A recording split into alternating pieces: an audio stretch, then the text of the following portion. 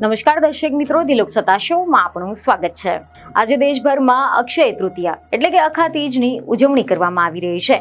હિન્દુ ધર્મમાં અક્ષય તૃતીયાનું વિશેષ મહત્વ છે અને આ શુભ અવસર પર સોનું ખરીદવાની પણ પરંપરા ઘણા સમયથી ચાલતી આવી છે, જેને સમૃદ્ધિ અને ખુશીનું પ્રતીક માનવામાં આવે છે।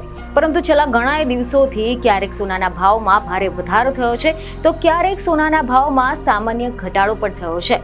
આવી મોંઘવારીમાં હાલ તો જે રીતે સોનું વિક્રમજનક સપાટી પર પહોંચી ગયું છે તેને જોતા એ સવાલ થાય છે કે આ વખતે અક્ષય તૃતીયા પર લોકો કેટલું સોનું ખરીદશે। આ અંગે જ્વેલર્સ એસોસિએશનનું શું કહેવું છે, તો સૌપ્રથમ તો તમે જણાવી દઈએ કે એવા રિપોર્ટ મળી રહ્યા છે કે છેલ્લા એક વર્ષમાં સોનાના ભાવમાં લગભગ 30% જેટલો વધારો થઈ ગયો છે અને 22 એપ્રિલે 1 લાખ રૂપિયા પ્રતિ 10 ગ્રામની સપાટી પાર કર્યા પછી સોનું સહેજ ઘટ્યું છે।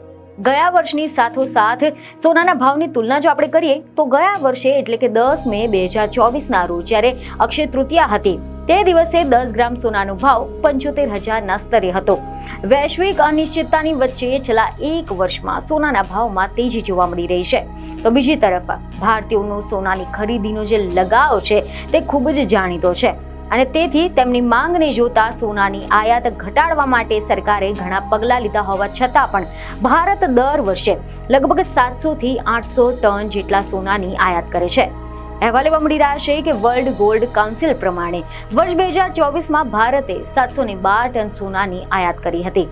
માર્ચ મહિનામાં સરકારે રાજ્યસભામાં એક લેખિત જવાબમાં જણાવ્યું હતું કે ભારતે 2023-24માં કુલ 48 જેટલા દેશોમાંથી સોનું ઇમ્પોર્ટ કર્યું હતું અને હાલમાં સોનાનો ભાવ જે ઊંચા સ્તરે પહોંચી ગયો છે તેના કારણે અક્ષય તૃતીયા પર ખરીદીને અસર થવાની પણ શક્યતા છે, જેને લઈને એવા અહેવાલો મળી રહ્યા છે કે જ્વેલર્સ એસોસિએશનના મતે અક્ષય તૃતીયા નિમિત્તે ગુજરાતમાં એક દિવસમાં લગભગ 300 કિલો જેટલું સોનાનું વેચાણ થતું હોય છે, પરંતુ આ વખતે તેમાં 50% જેટલો ઘટાડો પણ નોંધાય તેવી શક્યતા છે, કારણ કે આ વખતે સોનાના ભાવ રેકોર્ડ લેવલ પર હોવાના કારણે માંગ પહેલેથી જ ધીમી પડી ગઈ છે।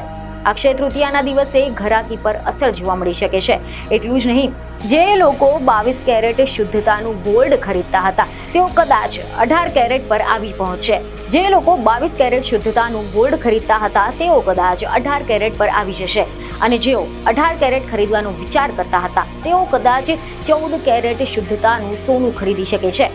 ડોનાલ્ડ ટ્રમ્પ અમેરિકાના પ્રેસિડેન્ટ બન્યા ત્યારથી જ તેમની આર્થિક નીતિઓના કારણે સોનાના ભાવ પર વધારે અસર પડી છે અને આગામી દિવસોમાં તેની પોલિસી યથાવત રહે તો સોનાના ભાવમાં હજુ પણ વધારો જોવા મળે તેવી શક્યતા છે।